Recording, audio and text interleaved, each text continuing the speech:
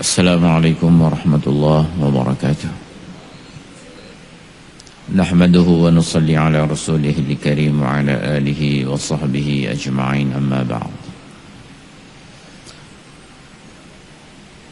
Qala Allah subhanahu wa ta'ala, laqad kana lakum fi rasulillahi uswatun hasanah liman kana yarjullaha wal yawmal akhir wa dzakarallaha katsira. وقال النبي صلى الله عليه وسلم كل أمتي يدخلون الجنة إلا من أبى وقيل من يأبى يا رسول الله قال من أطاعني دخل الجنة ومن عصاني فقد أبى أو كما قال صلى الله عليه وسلم. Alhamdulillah, Bapak Saudara yang mulia, dengan limpah kurnia daripada Allah Subhanahu wa ta'ala, Allah Subhanahu wa ta'ala telah pilih kita untuk buat usaha agama.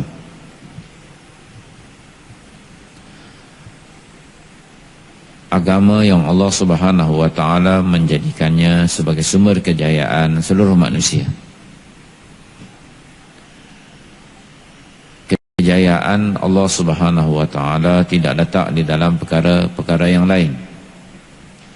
Tidak dalam harta, tidak dalam pangkat, tidak dalam kedudukan, tidak dalam nasab keturunan, tetapi hanya saja kejayaan itu Allah Subhanahu wa ta'ala letak dalam agama.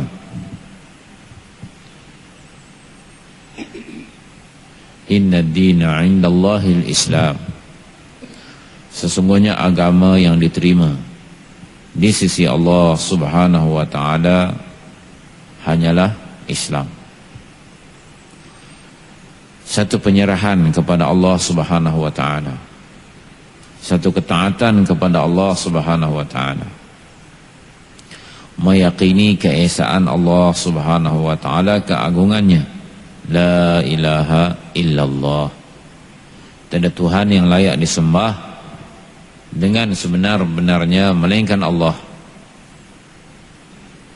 Dan keyakinan kepada Allah merangkumi, meyakini zat Allah Subhanahu wa ta'ala dan sifat-sifat Allah Subhanahu wa ta'ala. Meyakini bahawa Allah Subhanahu wa ta'ala Esa, tidak ada sekutu baginya. Qul huwallahu ahad. Katakanlah wahai Muhammad sallallahu alaihi wasallam, Allah itu Esa. Allahus Samad. Allah Subhanahu wa ta'ala tidak berhajat kepada mana-mana makhluk. Sebaliknya, semua makhluk berhajat kepada Allah Subhanahu wa ta'ala. Lam yalid wa lam yulad. Allah Subhanahu wa ta'ala tidak beranak dan tidak diperanakkan. Walam yakul lahu kufuwan ahad, dan tidak ada baginya sesuatu yang serupa. Tuan-tuan yang mulia, keyakinan kepada Allah Subhanahu wa ta'ala merupakan asas untuk manusia terdorong untuk mentaati segala perintah Allah Subhanahu wa ta'ala. Kerana disebut di dalam pepatah Arab, al-insan abdul ihsan. Manusia itu hamba kepada budi. Sesiapa yang berbudi kepada dia, manusia ini akan tunduk, patuh, taat, sayang, menjadi hamba kepadanya. Kalau kita lihat sifat binatang pun macam tu. Anjing najis mughalladhah, kita kena sama. Dia pun ada sifat tu. Kerana sedikit makanan yang diberi oleh tuan dia, dia akan taat, patuh kepada perintah tuan dia. Kalau ada orang lalu depan rumah dia, mesti dia salak. Tuan dia balik, dia akan sambut. Dia akan goyang-goyangkan ekor dia. Dia akan patuh. Kalau tuan dia pergi kerja, rumah kosong, dia akan duduk tunggu di rumah.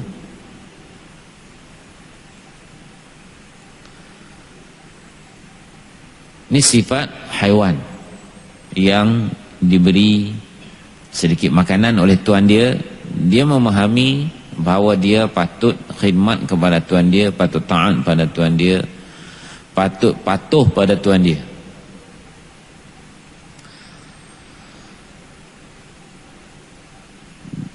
Tapi manusia, dia ni pelik sikit. Manusia, jin, syaitan ni, dia makhluk ni pelik sikit.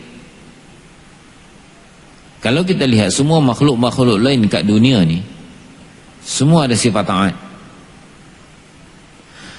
Kalau matahari, Allah Subhanahu wa taala perintahkan dia tiap-tiap pagi terbit di barat dan dia terbit di timur, terbenam di barat. Tiap-tiap pagi itulah kerja dia. Sehingga satu masa kelak Allah akan perintah dia terbit daripada barat. Tanda kiamat. Dan kalau kita lihat haiwan-haiwan yang lain, burung, begitulah dia. Daripada manusia kenal burung, hidup dia atas pokok, dia buat sarang, ada telur, ada anak-anak dia, pagi-pagi keluar cari makan, cari ulat, bagi anak dia makan. Anak dia dah besar, tumbuh bulu sikit, dia ajar terbang, kemudian anak dia besar terbang, kemudian buat hidup dia sendiri. Lembu pun macam tu juga. Macam tu Allah jadi dia. Kencing berdiri, berak berdiri, sambil berjalan benda berak. Tak kira lah tengah jalan ke, tepi jalan ke, atas jalan ke, depan rumah orang ke, dekat kereta orang ke, atas jalan raya ke. Dia ikut suka dia. Dia tak ada peraturan punya. Segi tandas ke, nak basuh ke, nak pakai pampers ke, tak ada peraturan untuk dia. Dia relax ya. Kemudian yang jantan pula, yang mana dia suka, dia pergilah, dia tak kira. Tak ada nak meminang ke, nak buat akad nikah ke, ini bini dia, ini bini orang, ini anak dia, ini anak orang. Dia pun tak ada peraturan juga. Dia bedal semacam dia. Lembu.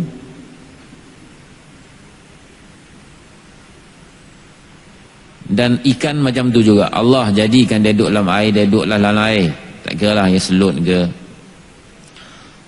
kita ambil belah kat tepi rumah kita, garang keli ke, dia kat sungai, dia makan segar-segar, sedap-sedap. Kita bagi perut ayam je kat dia, busuk pun dia hidup. Dia tak kisah. Janji air, tak ada toksik, dia hidup. Ulat, ada yang dia kat pokok, ada yang kat tong sampah, ada kat najis. Dia hidup, happy dia dalam najis. Masya Allah, mengumpal dia kat situ, relax je. Seumur hidup dia, dia bertelur, lalat bertelur pun kat situ, dia jadi lava pun situ, kepompong lava, kemudian dia jadi ulat. Daripada hidup dia, mati pun kat situ. Siapa pun tak tahu bila dia hidup, bila dia mati, sama je. Dia happy dengan kehidupan dia, taat pada Allah. Tak adalah kita nampak semua nak lari keluar, busuk. Ada, dia relax. Itulah dunia dia, taat. Semua makhluk taat. Bumi, batu, kayu, semua taat pada Allah Subhanahu wa taala. Jenis pokok, Allah buat pokok durian. Daripada dia mula berbuah, berbunga, sampailah dia mati, durian je keluar. Tak adalah sekali-sekala keluar buah manggis ke, cempedak ke, apa-apalah yang rasa dia suka, tak ada. Itulah keadaan semua atas nizam takwini Allah Subhanahu wa taala. Semua berjalan mengikut perintah Allah Subhanahu wa taala. Di manusia dia pelik sikit. Suruh buat lain, dia buat lain. Allah bagi rezeki, dia makan cukup-cukup, pagi, petang, siang, malam. Yang kurus makan-makan jadi gemuk. Bila gemuk dia rasa risau, dia diet-diet jadi kurus. Nanti dia makan-makan pula jadi gemuk. Itu kerja dia. Dia makan rezeki Allah Subhanahu wa taala. Tak kira. Yang Allah suruh makan yang halal saja, halal pun dia makan. Tak cukup yang halal, haram pula dia makan. Semua amalan dia ni dia nak lawan. Allah suruh makan yang halal, di samping yang halal dia nak makan yang haram. Allah suruh tengok yang halal, di samping tengok yang halal, dia suka juga nak tengok yang haram. Allah suruh dengar yang halal, sambil dia dengar yang halal, suka juga nak dengar yang haram. Dan bukan saja dia seorang dengar, dia ajak orang lain juga dengar. Tengah khusyuk sembahyang, bagus-bagusnya sembahyang, khusyuk punya, imam pun baca sedap, kita pun dengar sedap. Handphone dia menyanyi lagu. Satu dia dah dosa, dia ajak orang lain juga dosa. Bayangkan tuan-tuan yang mulia, kalau satu orang sembahyang, kita baca Quran pun tak boleh kuat. Dosa orang sembahyang, kita baca Quran kuat-kuat berdosa. Ni kita pula Masya Allah, kita letak lagu Hindustan pula lagi.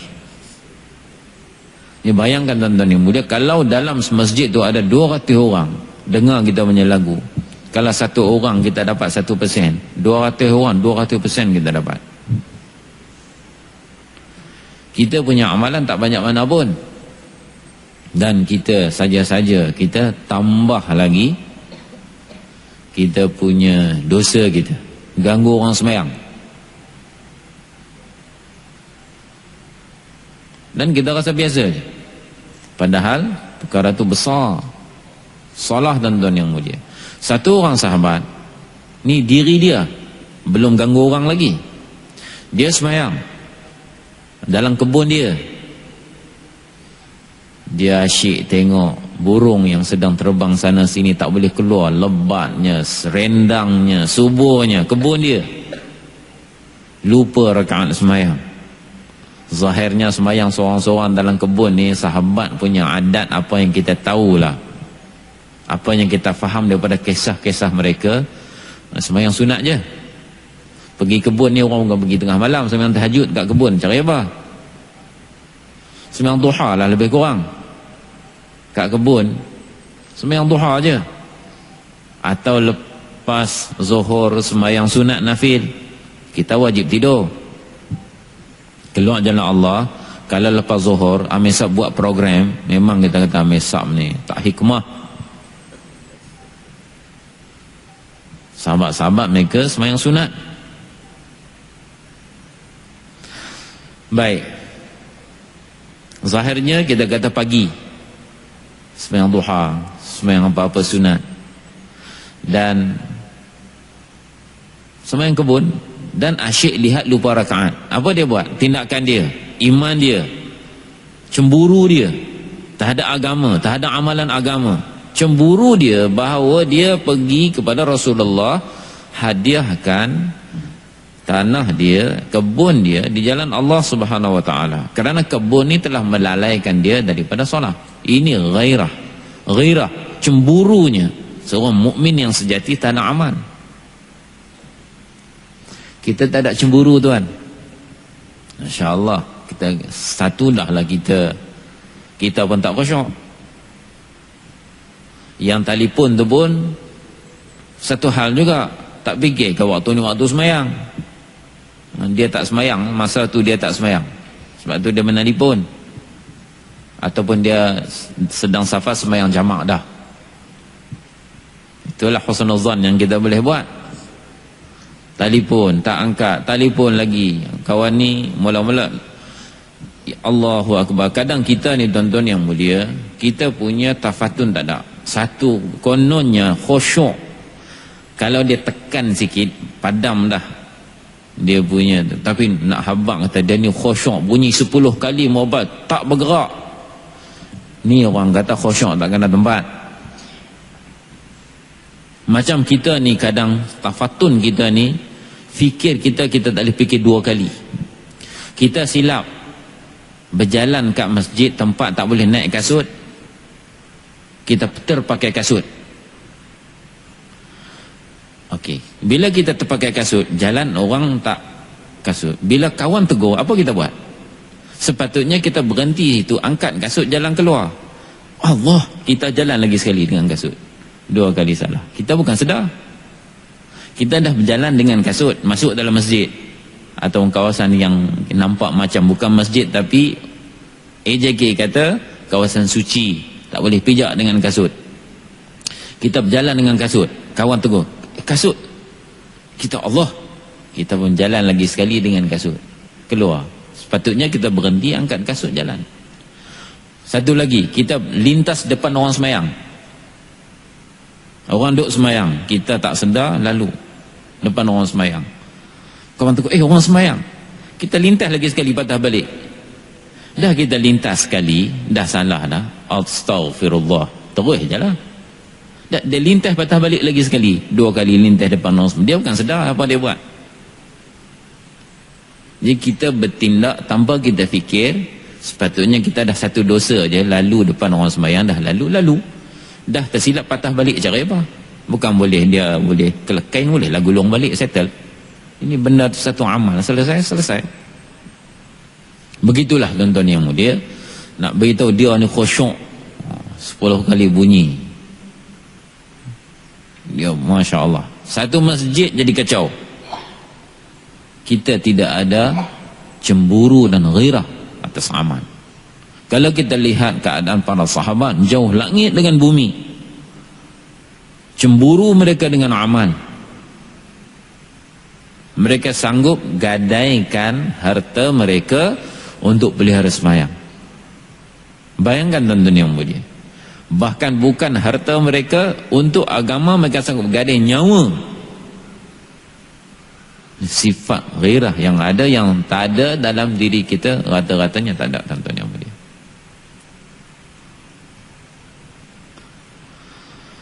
Bahkan sebagai manusia, bukan setakat ghairah kepada amal, cemburu kepada amal. Dan tempat yang sepatut kita cemburu pun kita tak cemburu. Anak isteri kita, kita patut cemburu dengan mereka. Cemburu supaya mereka dapat amal perintah Allah Subhanahu wa taala. Kita pun tak ada fikir terhadap mereka. Atas nama ikram, kita biar.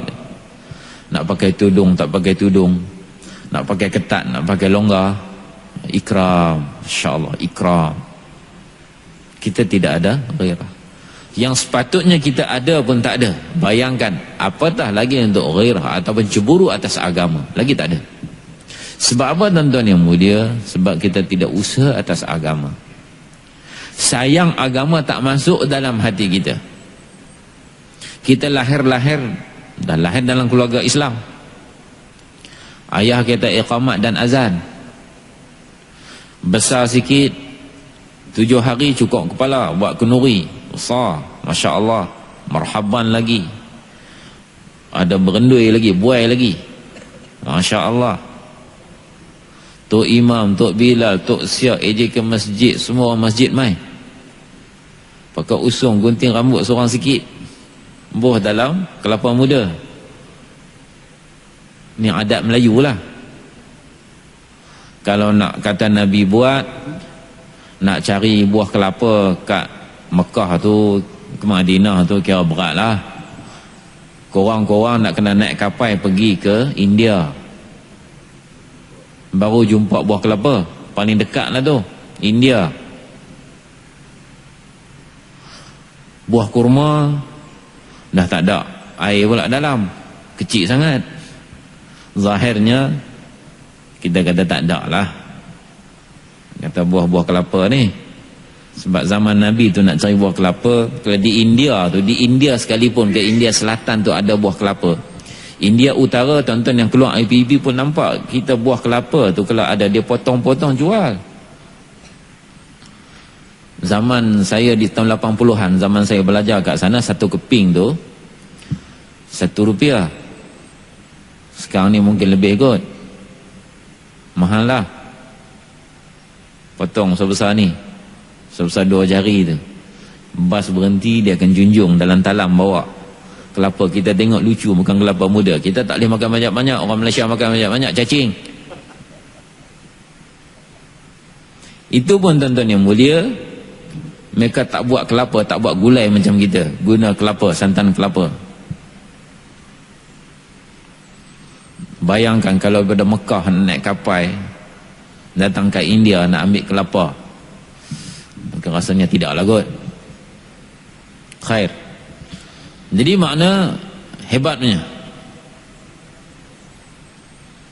Akikah lagi, besar sikit, khatankan, besar lagi, nikahkan.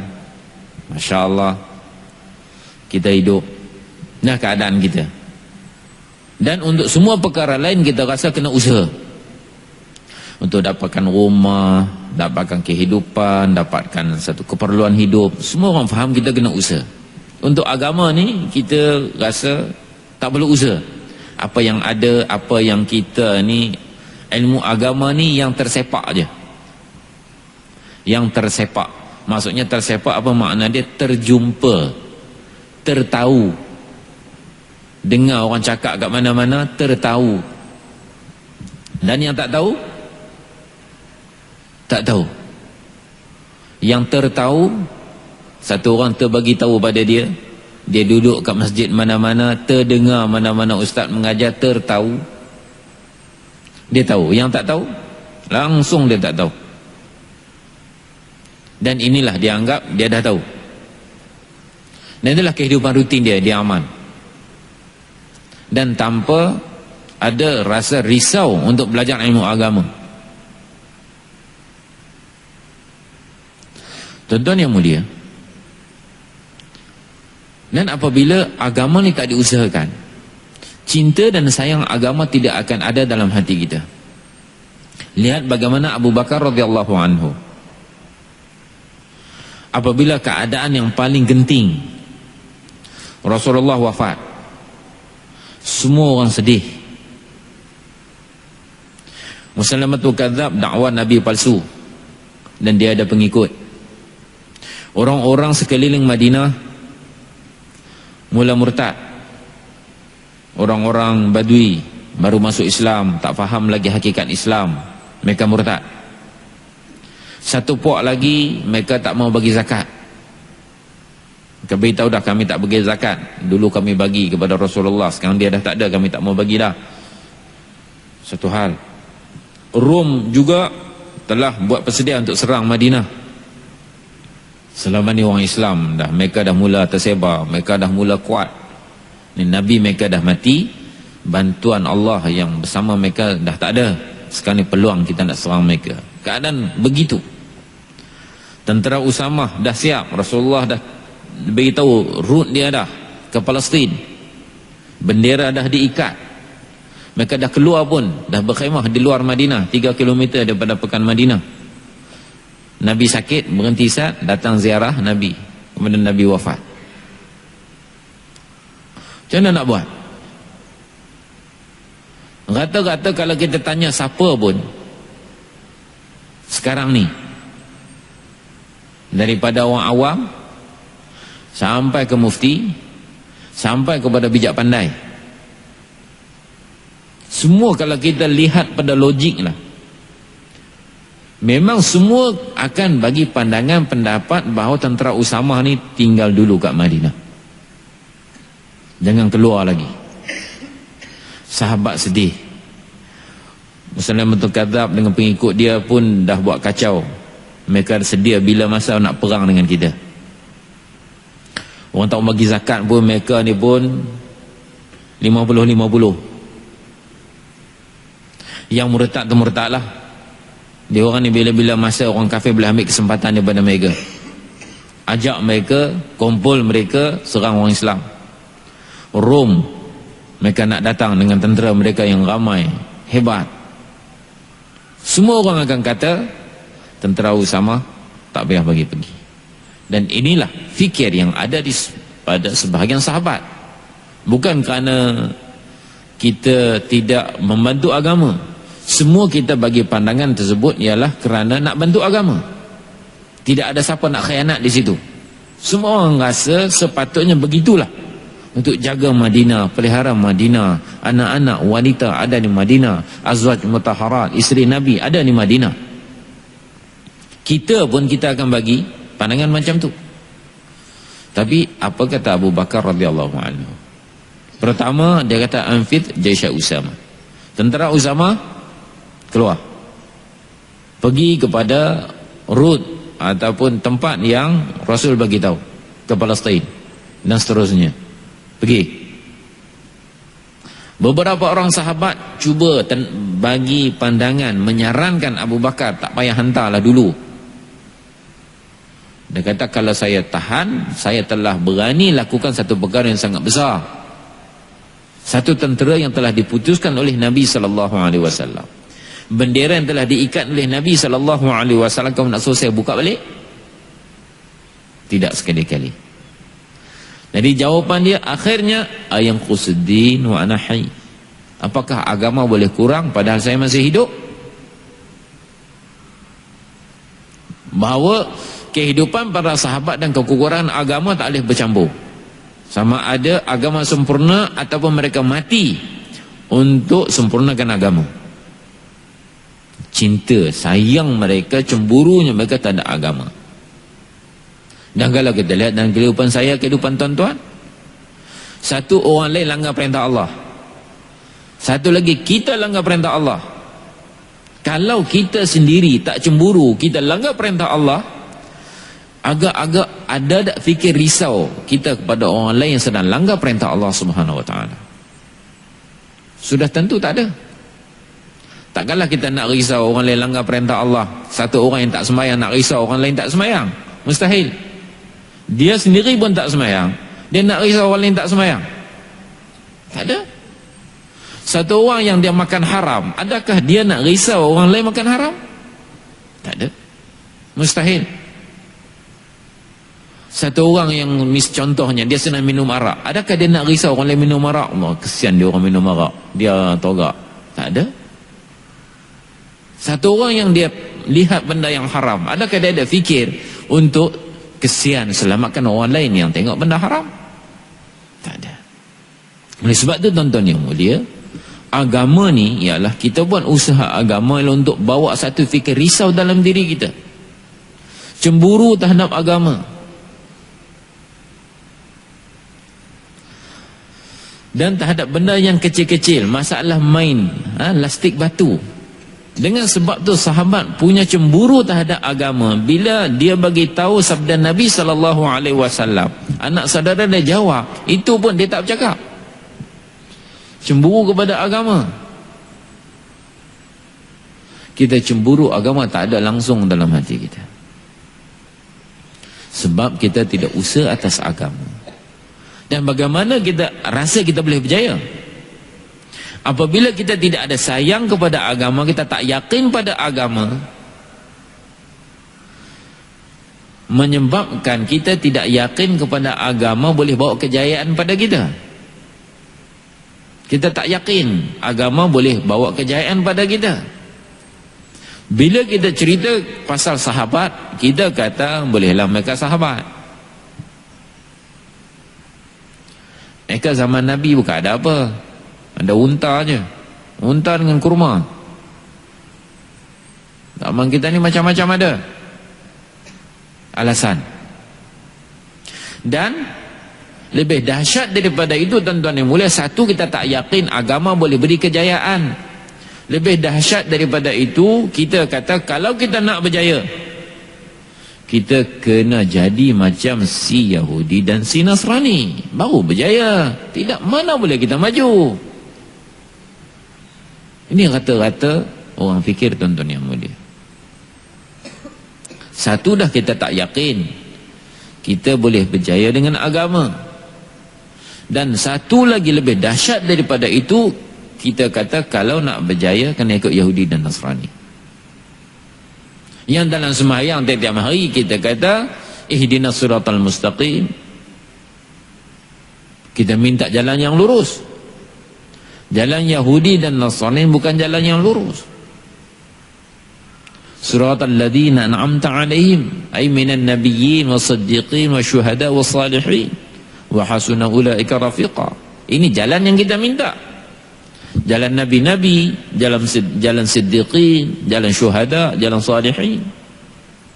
Ghairil maghdubi 'alaihim, bukan jalan orang-orang yang dimurkai Allah, yaitu Yahudi. Waladh-dhalim, bukan jalan orang-orang yang sesat, Nasrani.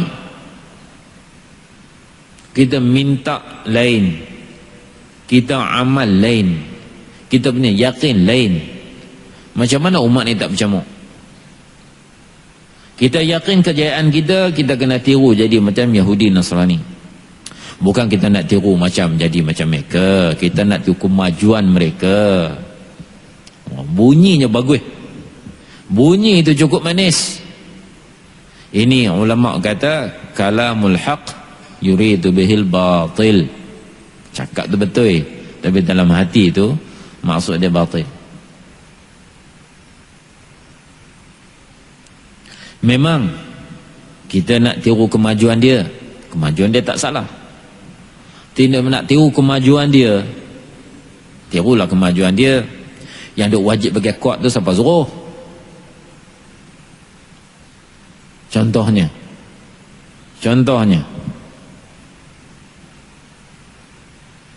pakai kuat tu tak apa, dia nak pakai dalam pejabat ekon, pakai kuat, pakailah. Tapi bermakna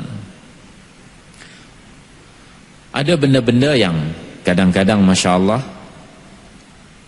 kita bertindak bukan sekadar kita nak ikut kemajuan dia, bahkan kita nak ikut cara hidup dia. Kita nak ikut cara hidup dia, cara dia makan, cara dia pakai. Contoh yang paling mudah, berapa tempat kalau kita satu orang nak minta kerja, orang tanya SMS, tanya jumpa, telefon, Ustaz saya ni nak interview kerja,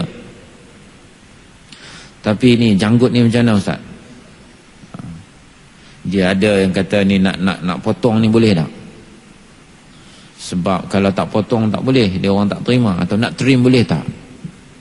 Soalan-soalan bermakna mereka ni tak mau. Tidak apa kerja janggut ni dengan kerja. Bukan kita nak buat kerja nak tonyoh dengan dagu. Yang kalau ada janggut tu susah nak sampai kat dagu. Nak tulis dengan tangan, komputer dengan tangan, fikir dengan otak, tengok dengan mata. Tak ada sangkut pot pun dengan janggut.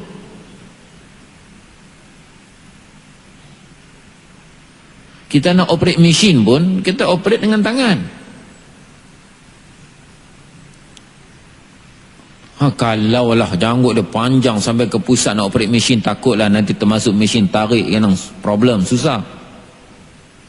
Ini tak ada. Tapi mengapa? Sebab Yahudi Nasrani licin belaka. Dan bahawa dia nak suruh kita ni ikut macam mana muka mereka, ikut macam muka tu. Sebab kalau janggut ni ialah mempamerkan muka para nabi, muka para rasul. Padahal tuan-tuan yang mula, kalau tuan-tuan pernah masuk church, pernah masuk gereja, kalau tuan-tuan tengok berhala ataupun patung Isa AS, tuan-tuan tengok patung dia apa ada janggut. Semua nabi-nabi ni semua ada janggut. Orang Nasrani yang tak pakai itu pun, kalau dia buat patung tu, patutnya patung Isa AS tak payah ada janggut lah.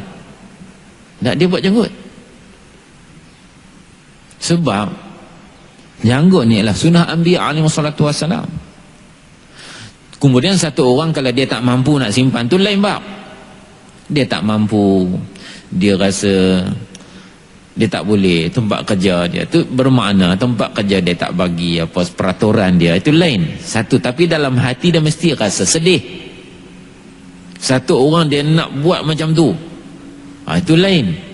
Bukan maksud saya nak rendahkan siapa-siapa ataupun nak tuju kepada siapa-siapa, tapi bermakna satu orang dia tak boleh peraturan, dia bekerja, dia kena buat. Macam mana? Okey lah, dia bekerja di situ. Dia rasa untuk berjaya, untuk nampak hebat, nampak segak, dia kena buat macam tu, itu salah. Jadi tuan-tuan yang mulia, apabila manusia tidak usaha atas agama dan tidak ada sayang agama, dia tidak akan mampu untuk amalkan agama, sebab dia tidak ada yakin untuk agama. Dan dia meyakini kehidupan Yahudi dan Nasrani bagi kejayaan kepada dia, menyebabkan untuk itu dia akan bersusah payah. Bersusah payah. Miswak sebatang RM1, tai ratus ribu pada tai sekeping usang tu aja tuan. Yang biasa-biasa, yang kira biasa punya tu mungkin RM50 lebih. Hak biasalah, sederhana kebanyakan orang pakai. Yang mahal punya memang mahal lah, sekeping kain tu je. Tapi miswak tak boleh beli, tak boleh guna. Yang tai tu tak ada sangkut paut pun dengan kita kadang adat Melayu pun tak ada. Kita ni pakai kain, pakai tengkolok, pakai kerih.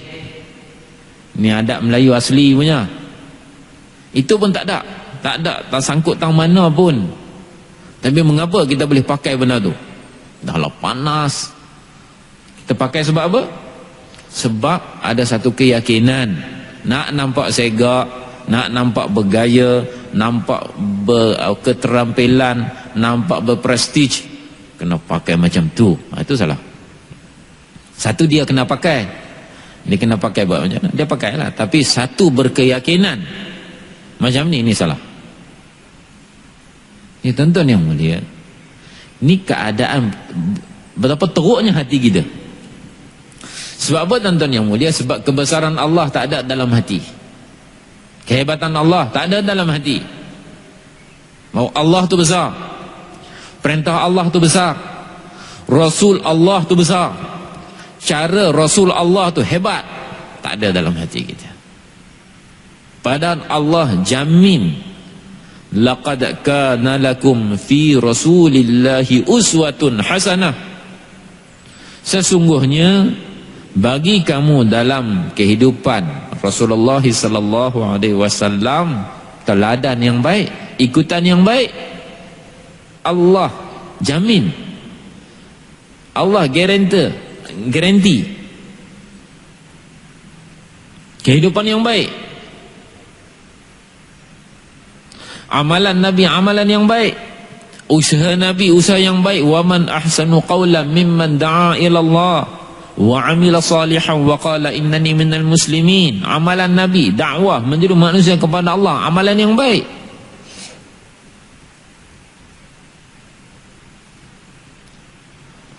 Amalan-amalan solat, aqimis salata li dzikri, dirikanlah solat untuk mengingatiku, untuk ketaatan kepada Allah, untuk taat pada Allah. Sembahyang, inna salata tanha 'anil fahsya'i wal munkar, sesungguhnya sembahyang mencegah dari fahsya' dan munkar. Fa khalafa min ba'dihim khalfun adha'u shalah wattabi'u syahawat.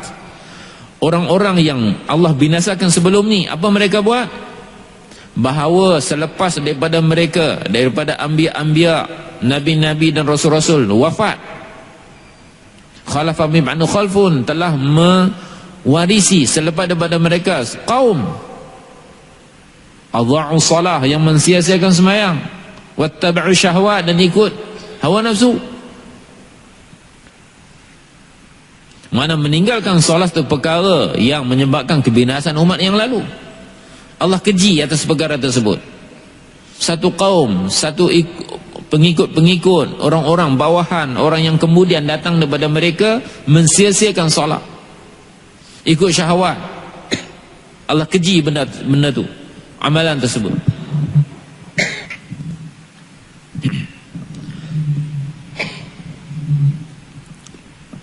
Dan perkara tersebut kita tak usah, kita tak ada apa-apa.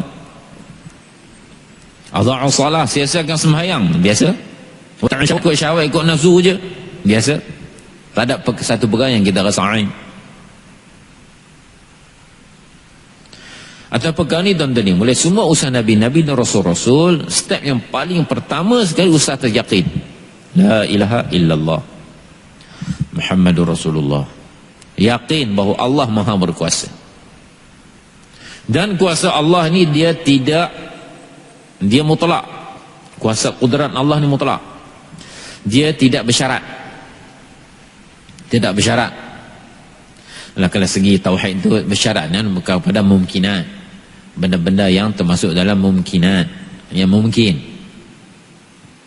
Yang ghair mumkinat tu bahawa Allah ni nak jadi seorang lagi, Allah cipta seorang lagi, Allah macam dia. Ni ulama tauhid kata ni Allah tak buat macam tu. Ini ghair mungkin. Mumkinat semua Allah boleh buat. Semua Allah boleh buat.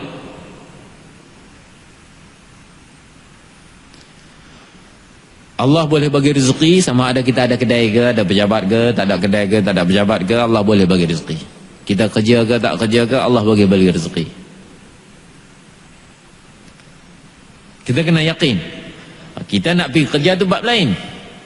Itu bab syariat lain pula. Berusaha, bekerja, mencari rezeki yang halal, itu ada fadilat lain.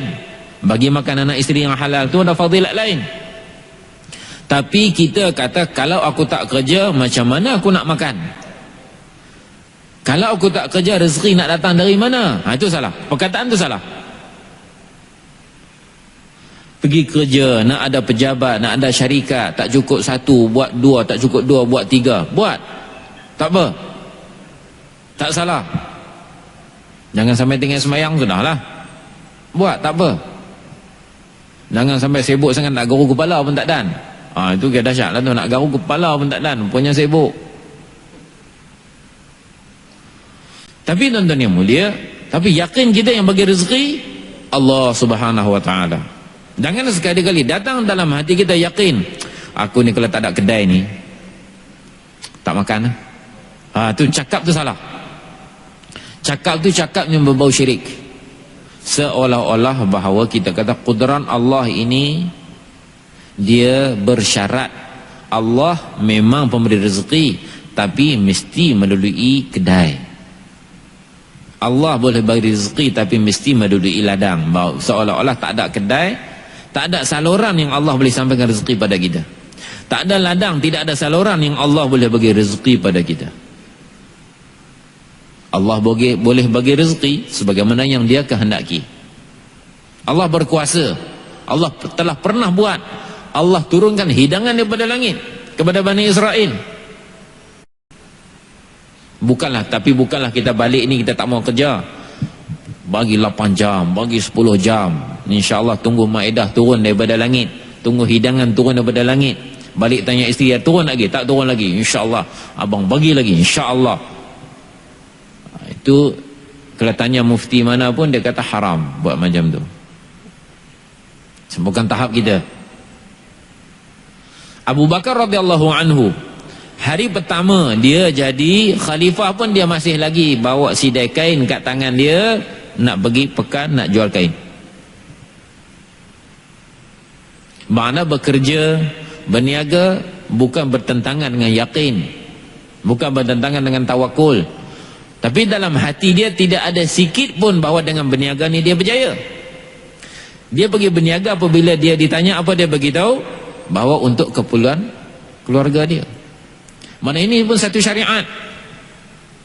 Berusaha cari rezeki, satu syariat yang kita kena patuh. Tapi dia tidak ada yakin atas perkara tersebut. Sehingga mereka kata, kamu ni sekarang dah jadi khalifah, kamu kena mentadbir urusan orang-orang Islam. Untuk keperluan kamu ambil daripada Baitul Mal. Kita ambil daripada Baitul Mal. Ini bermakna bekerja tu perkara yang lain, meyakini, yakin yang salah tu perkara yang lain. Kan kita jangan campur. Masalah kadang-kadang kita ni dia bersemangat lebih dia campur. Bila dia campur, dia telah melanggari syariat. Dia langgar syariat tanpa dia sedar. Kita buat usaha agama ni, tuan-tuan yang mulia, bukan untuk kita ni pandai bayan, kita hebat bayan, orang suka bayan kita, itu bukan maksud. Tetapi bagaimana agama yang sempurna datang dalam diri saya dan tuan-tuan. Setiap daripada kita, setiap hari kita kena lihat apa peningkatan agama yang datang dalam diri kita. Kita jangan pula beranggapan rasa tak apa, kita ni da'i, Masya Allah, semua benda-benda lain ni Allah akan maaf punya di akhirat. Sembahyang fardu je, qabliyah tak ada, ba'diyah tak ada. Sembahyang puasa pun Ramadan je, tarawih pun 8 rakaat je. Da'i letih, kena rehat ni, nak bagi 8 jam ni, tak apa, da'i. Ni dan kita kena tipu. Kita kena tipu. Sahabat-sahabat radhiyallahu anhum, mereka beribadat. Nabi sallallahu alaihi wasallam sampai bengkak kaki beribadat. Zaman Umar radhiyallahu anhu, dia telah kumpulkan atas satu imam untuk sembahyang tarawih 20 rakaat. Sempurnakan amalan. Alaikum bisunnati wa sunnati khulafa'ir rasyidin min ba'di. Lazimlah olehmu, peganglah oleh kamu sekalian dengan sunnah-sunnah aku dan sunnah khulafa' rasyidin selepas daripada aku. Umar tu di antara khulafa' rasyidin. Dan amalan mereka telah jadi ijma' para sahabat radhiyallahu anhum. Pada ketika tu sahabat ramai lagi, tak ada siapa pun yang ingkar. Telah, dan mereka punya zaman pun dah habis, ijma' tu dah terikat. Ijma' itu dah terikat. Maka tak ada siapa yang boleh menentang atau merongkai ijma' para sahabat radhiyallahu anhum. Mereka beramal. Ada yang baca Al-Quran, ada yang mereka ni khusus dalam, sibuk dalam zikir. Jadi tak adalah mereka kata, tak apa, kita ni da'i, kan kita ni sahabat. Tidak ada orang yang lebih takut daripada sifat nifaq yang mendapat menandingi ketakutan sahabat radhiyallahu anhu. Kita aja relax. Kita rasa kita ni mukmin sejati punya. Tak ada rasa takut kita ni orang munafik. Para sahabat radhiyallahu anhum, Hanzalah balik rumah majlis Nabi, kaifiat hati macam lain. Balik rumah dengan anak isteri, kaifiat macam lain. Kaifiat hati dia tu sama, tapi kaifiat hati berubah. Tu pun dah lari keluar rumah, nafaqah Hanzalah, nafaqah Hanzalah. Sebab apa tuan-tuan ni? Mulai ni fikir, lagi hampir seseorang kepada Allah, lagi takut dia pada Allah, lagi jauh, lagi tenang dia rasa. Ini mafhum hadis Nabi sallallahu alaihi wasallam. Ibnu Abi Mulaikah dalam Sahih Bukhari, dia bagi tahu dia jumpa 30 orang sahabat. Semua sahabat ni takut nifaq, takut sifat munafik, takut. Sebab apa mereka takut tuan-tuan? Mereka ada fikir akhirat, mereka ada yakin pada akhirat, mereka takut pada Allah. Dan rata-rata kita rasa kita relax, kita rasa tak apa, sebab kita da'i, nanti Allah akan ampun kita semua. Tapi kalau kita lihat sahabat-sahabat, makin mereka buat dakwah, makin hebat amalan mereka. Amalan siang mereka, amalan malam mereka, ketaatan mereka, jaganya hak-hak. Kalau kita tengok hak-hak yang sahabat jaga, Abu Bakar radhiyallahu anhu, kita baca ta'lim tentang baru keluar jalan Allah Subhanahu wa taala, bagaimana kisah dia, Abu Bakar dia marah satu orang Bani Aslam yang dia telah cela, telah maki orang tu. Kemudian dia kata pada orang tu, kau maki saya balik. Dia kata, saya tak mau maki tuan balik. Tak mau maki saya balik, saya report kat Nabi. Sebab apa tuan-tuan? Hak. Dia jaga hak yang kecil tu. Abu Bakar tak pernah kata aku Amirul Mukminin, ataupun Nabi ada lagi masa tu kan, dia bukan Amirul Mukminin, bukan khalifah lagi. Aku ni sahabat Nabi yang besar, ahli mesyuarat Nabi, ahli syura. Abu Bakar ni zaman Nabi, ni syura Nabi. Abu Bakar, Umar. Ini semua di antara syura-syura Nabi. Dia tak kata aku syura Nabi. Tapi dia tahu dia telah melanggar hak orang. Dia telah maki satu orang. Dan nak maki ni pun bukan kerana dia maki ni saja-saja maki, bukan sifat Abu Bakar macam tu. Kerana adalah benda yang memang salah segi agama menyebabkan dia begitu marah. Tapi apabila dia marah tu melampaui had, melampaui syariat, dia fikir, dia tak kata dia ni dai besar, Allah ampunlah di akhirat nanti. Tak ada. Dia jaga sehingga dia pergi mengadu kepada Nabi. Pelik orang, apa dia yang buat salah dia pergi mengadu? Sebab apa? Dia tahu di depan dia ada hari akhirat. Dia tahu kehidupan bukan takat dunia saja, di akhirat. Dia telah usaha untuk sempurnakan hak. Kita pula rata-rata kita rasa gembira dengan keadaan kita. Kita orang kata kita syok sendiri dengan anggapan kita ni dai, kita ni hebat, kita ni tinggi, jadi hak-hak ni tak perlu jaga. Apa? Nanti Allah Ta'ala ampun kita. Sebab kita ni kan da'i. Siapa yang lebih da'i daripada para sahabat radhiyallahu anhum? Siapa yang lebih da'i daripada Nabi sallallahu alaihi wasallam? Sekali Nabi sedang membetulkan saf, satu saf semayang. Di tangan Nabi ada satu bilah kayu. Dan satu orang tu dia ketepan sikit perut dia. Nabi cucuk dengan kayu belakang sikit. Kita cucuk biasa bergurau, bukan tumbuk ke pukul ke, cucuk sampai berdarah ke. Itu lain lah. Ni makna bergurau. Kita pun kena bergurau dengan kawan, kuis sikit dengan kayu supaya dia undur belakang. Tapi dia kata, wahai Rasulullah, qisas.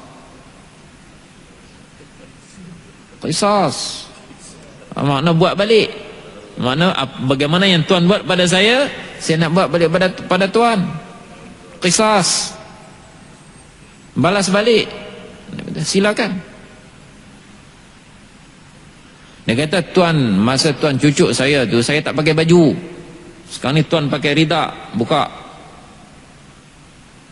Semua sahabat ni pening kepala. Apalah dia ni seorang, takkanlah. Jadi dia pergi peluk Nabi dan dia cium Nabi SAW. Cinta mereka pada Nabi. Ini bermakna Nabi SAW pun tak, aku Nabi, nanti Allah ampun aku. Apa sangat kamu? Bukan sahabat yang ma'ruf pun, bukan sahabat yang besar-besar pun. Sahabat kita pun tak kenal, kita pun tak tahu, nama dia pun tak ingat. Tapi yang macam ni pun Nabi jaga hak, Nabi sempurnakan. Oleh kerana Nabi dah buat, dah dia kata nak balas balik, Nabi kata silakan. Dan Nabi sedia untuk diqisas, sedia untuk dibalas balik. Dia tak pernah rasa bahawa dia Nabi, dia hebat, dia da'i, dia maksum. Tak. Jadi siapa kita yang kita kata kita nak abaikan semua hak? Hutang pun kita kata tak apa, hutang nanti Allah Ta'ala redakanlah orang yang kita hutang tu, tak bayar hutang. Nanti di akhirat nanti kita akan da'i, di akhirat nanti Allah bagi kat dia pahala banyak. Ni pahala, kalau kamu ampun dia punya dosa ni, dosa si da'i ni, kamu akan dapat pahala ni. Okey, tak apalah, dia pun reda lah, tak apalah, saya ampunlah si da'i kat dunia dulu ni yang hutang saya tak bayar, dengan pahala ni. Itu kalau Allah nak buat, itu hak Allah. Hak Allah, karam Allah, kasih sayang Allah, rahman Allah, itu kerja Allah. Janganlah kita nak buat kerja Allah Subhanahu Wa Ta'ala pula. Kita kena jaga hak kita, kita kena usaha. Usaha untuk bayar, usaha untuk jaga hak anak isteri kita, hak jiran kita, hak tetangga kita. Kita kena jaga hak mereka. Setelah kita nak usaha jaga, silap juga tu, itu yang kita harapkan so Allah ampun kita. Ni saja-saja kita nak abaikan hak dengan anggapan kita ni da'i, Mana kita nak boleh banding kita punya sifat da'i, kesungguhan dakwah macam sahabat radhiyallahu anhum. Sehingga Nabi kata sahabat ni kalau dia belanja satu raut tangan, satu mud, satu cupak lah, satu cupak makanan di jalan Allah, kamu tidak dapat tanding. Dewa Imam Bukhari rahmatullahi alaih, kamu tak dapat tanding kalau kamu belanjakan harta sebesar gunung Uhud. Mas, bukan harta.